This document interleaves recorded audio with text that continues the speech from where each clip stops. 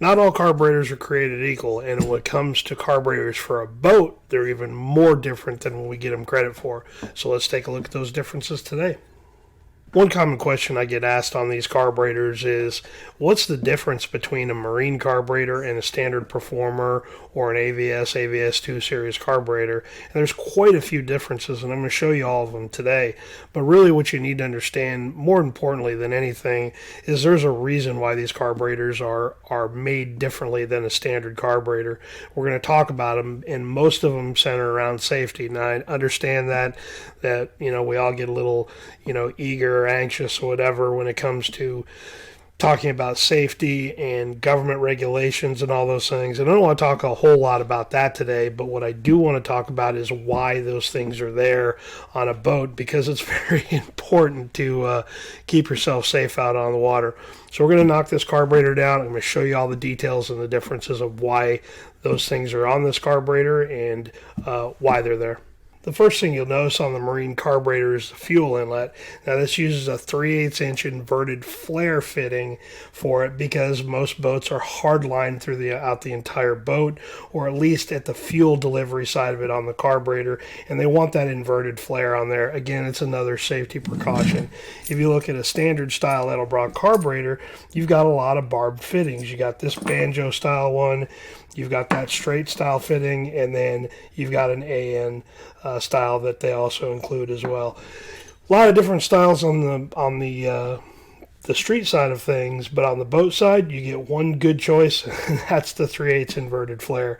So could you run it the barb style on there? Sure, but it's not to the Coast Guard regulations, and most of those installers of those carburetors will not use that. They will always use a hard line to go into that carburetor just to keep the leaks down at that point. One thing we've talked about at length on this channel is the negative effects of ethanol on a carburetor and what it can do to it. And part of ethanol is it's an alcohol, so it attracts a lot of water. And when you see the damages on a carburetor that's had ethanol run through it, that's had a lot of water run through it, and the damage it creates, you'll also understand now why that these carburetors are specially coated with a gold irradiated treatment that will help the corrosion and keep that at bay. Again, that's also a specification that the Coast Guard demands. It helps keep the carburetor in tip-top condition, and it helps keep it looking good and keeping the corrosion off of it. Here is a super critical piece to this equation. The marine carburetor has a vent that goes to the fuel pump, so in case there is an issue with the pump, with the fuel in the carburetor, it will dump it back into the carburetor, flood the thing out, and keep it contained. That's what it's there for. The street carburetor does not have this. It's a very important piece to it. Always, always, always run a marine carburetor in a boat application, because it's going to have that. If you don't and you leave that unplugged on your fuel pump in that system, you're going to run into trouble. Very, very critical piece to it. It's one of those unique features to a boat style carburetor. Now let's get the top off this thing. I want to show you some different pieces and how they all go together. Let's continue with the top side of this carburetor. There's a couple of things I want to show you that are fairly unique on this marine carburetor. If you look at the choke rod here and you look at this pump rod for the accelerator pump, they're kind of a green coating. Again, it's another Teflon coating that is demanded by the Coast Guard to put on these shafts to keep them from corroding and protecting them from the fuel and the water that's potentially going to get in there. So very unique to these carburetors. Now let's take a look at the bottom side, because there's something fairly unique on the accelerator pump that I get asked about frequently. When you look down in there, there is a seal and a lock to keep the seal in place on the accelerator pump. On a street car, you don't use it, and a lot of folks will get to a rebuild, they will have these pieces left over, and I'll get a note or an email or a comment on a video, hey dude, I just rebuilt my carburetor, I've got extra pieces, where do they go? They're part of the marine carburetor. So again, most of the time when you're doing a rebuild on an Edelbrock carburetor, you're going to pitch these, so don't get confused if you're a street guy and see these. The marine guys know what they are. It's to seal up that accelerator pump. Again, it's another safety issue from the Coast Guard. Let's look at the main body of this carburetor. Again, more things to look at. If you notice on the front side of the carburetor, there is no PCV, there is no timed or manifold vacuum port like you see on the street carburetor. Reason being is a boat doesn't use that. The distributor does not have a vacuum advance pod on it.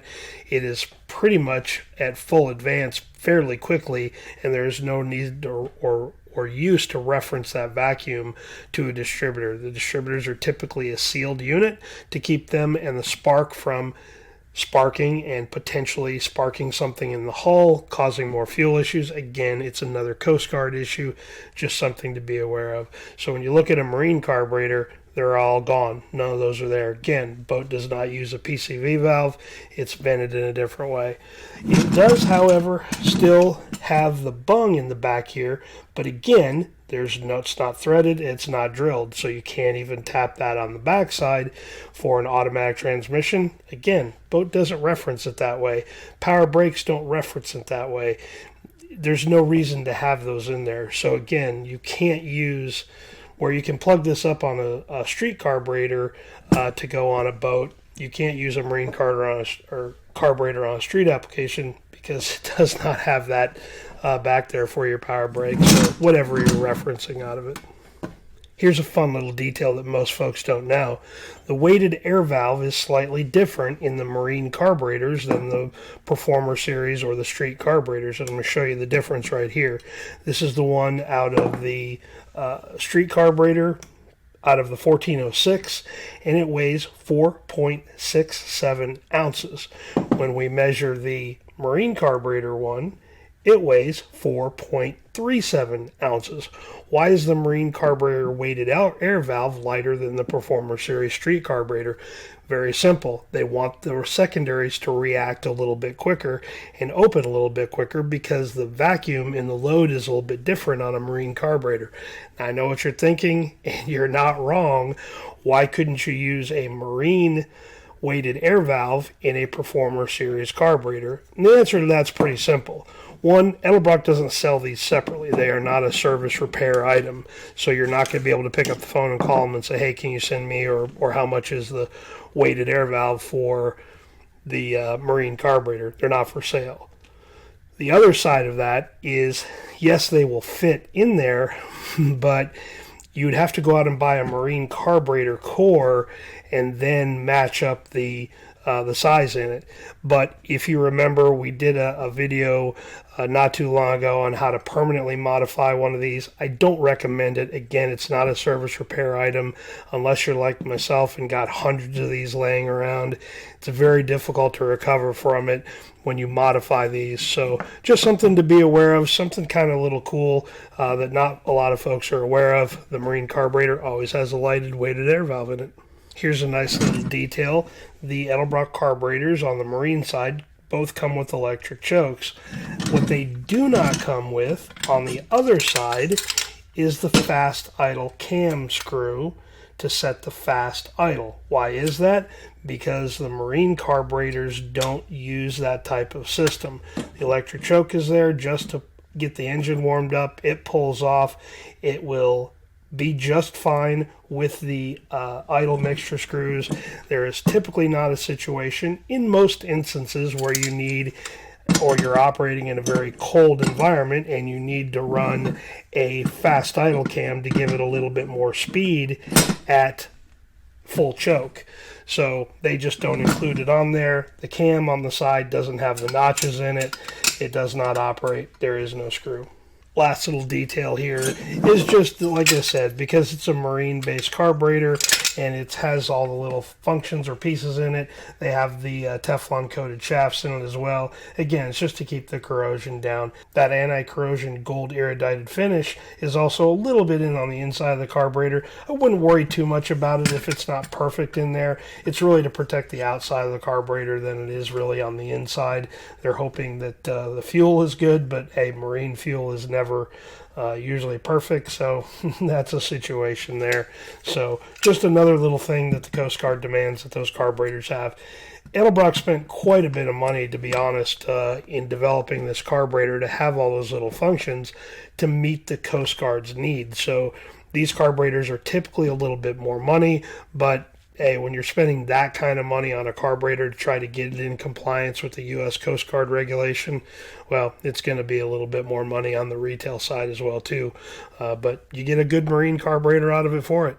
With that out of the way, now let's talk about how to tune the marine carburetor versus how you tune the Performer or AVS series carburetor. Now, before we talk about tuning, let's also get right back to the basics: ignition and fuel system setup. It's no different on a boat than it is on a hot rod or a street rod or a off-road truck or whatever. Getting those two right before you get started on the tuning process will help make this go a lot easier without fighting a lot of little issues that you're going to have that you're going to blame on the carburetor. So getting those two correct before you get started is super critical. Now, a boat is certainly a lot different than a street car because the Coast Guard and other things that you need to do to the boat to make sure that you're safe and you don't blow a lot of extra fuel into the hull, catch it on fire, and then you're in the middle of the water swimming around and burning fuel on the water, whatever. Sorry, that's a little graphic, but it's very true. There are certainly a lot more rules on the marine carburetor than there are on the street carburetor, and rightly so. It's all for safety.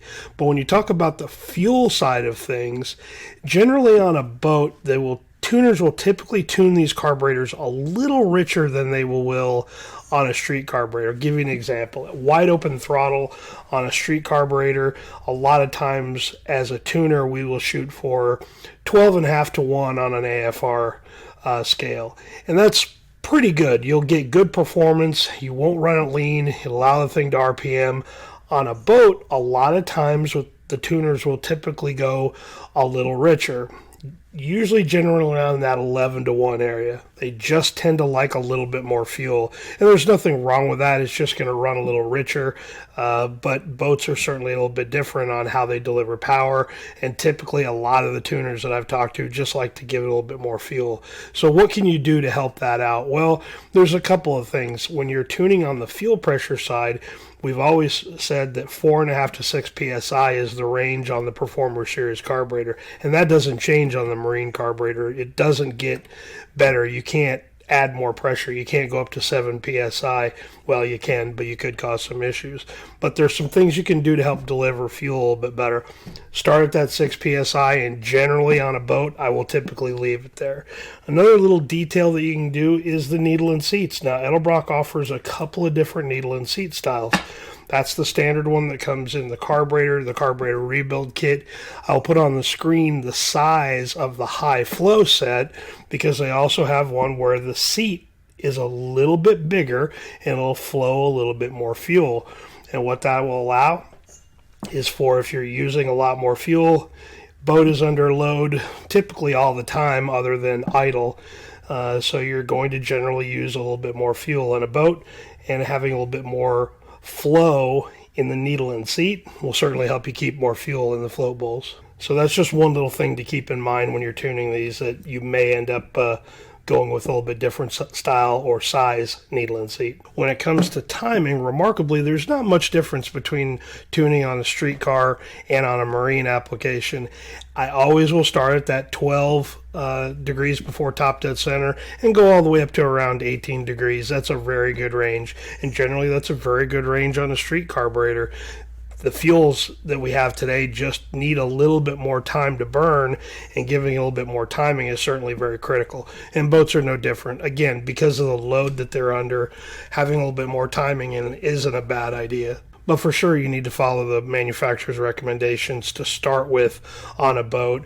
And a good tuner that does a lot of boat work can tell you if, where you need to be based on the application, depending on what the engine and if it's a 4.3 liter, small block Chevy, big block Chevy, Oldsmobile, doesn't matter what it is. They will tell you typically where they like to start with it and where you can push that up to. Now remember, boats are unique, and the ignition systems are as well too. The distributors are a little bit different because they've got a spark suppressor in it. Again, you've got to be very careful on a boat because you're in a contained environment in a hull there, and you get fuel vapor, whatever. You need to ensure the distributor doesn't provide some spark that wasn't supposed to be there if there's fuel that gets loose and Yeah, so the distributors and the ignition systems on a boat are certainly a lot more different. Now, let's talk about the calibration charts for both of these. If you remember, in previous videos, I showed you how to read these, but I want to show you what the calibration is on these because I think it'll give you a little bit of understanding when we talk about that the marine carburetor is going to ask for a little bit more fuel. So if we look at the second page on the calibration chart, it's going to tell us what our base calibrations are. So when you look at the 1409, on the main jet, it is a 0.098 jet. When you look at the 1406 carburetor, it's a 0.098 jet. No problem, both the same. Again, both 600 CFM carburetors. However, when we look at the metering rod, on the 1409, it's a 0.068 times 0.047. On the 1406, it's a 0.075 is the first number. 068075. What's that mean?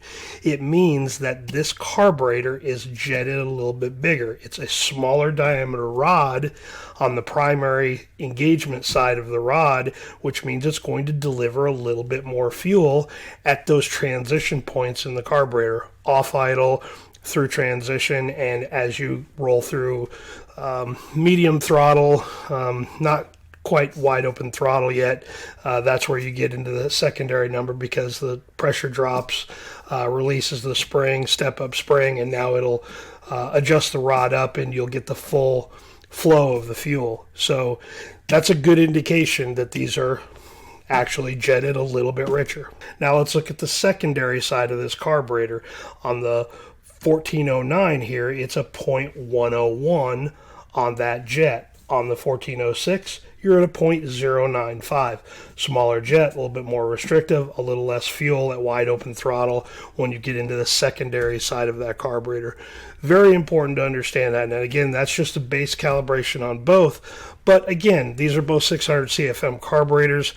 They're identical in that side of things, but when you're talking about tuning these for an application, street car, boat, they're going to be a little bit different. Even though you may be using the exact same engine, small block Chevy may be in both, old muscle car, boat, same cubic inches, should physically need the same, a little bit lower RPM, but needs a little bit more fuel because the boat is traditionally under a lot more load at a lot earlier in the cycle. Off idle, all the way up through wide open throttle, the boat sees load. Even at a cruising RPM, you've got things to overcome. You've got props to turn, or however the drive is on that boat to deliver power to the water. So again, just something to be understanding of how it starts on the tuning process. Hopefully that gives you a little bit better idea of the differences between those two carburetors. I know they seem similar, and I know you'll see a lot of guys say, yeah, you can run the automotive carburetor on a boat, no problem. But again, when you talk about all of the implications of what could negatively happen to it, the fuel system in the boat is not set up for that carburetor. It's designed to work with this carburetor. Having the safety issues that you can run into with getting vapor and fuel burning in a hull, I would imagine is probably not a lot of fun on a boat. So yes, they are very similar in how they're designed. They're very different in how they're tuned, and they're certainly different in all the little individual pieces of what makes it up. So don't let somebody tell you, yeah, you're fine, just go ahead and run it on there. Plus, we never really talked about it. If the Coast Guard happens to do an inspection on your boat and you're running a non-marine carburetor on there, I don't know what the fine is. Somebody in the comments will let me know, I'm sure. But I'm also quite sure it's something you probably don't want to get involved with. So just something to keep in mind. If you have any questions about the Edelbrock Marine carburetor, please don't hesitate to leave them down below. I'll try to answer them best I can. Again, I don't do a lot of work with the marine type stuff. I've rebuilt quite a few of them over the years, but on the tuning side of things, it's not really my forte, but I've done enough of them to know that there are some pretty good differences in it. So anyway, that's it. I hope you guys got something out of that one today, and we'll catch you on the next one. We'll see you.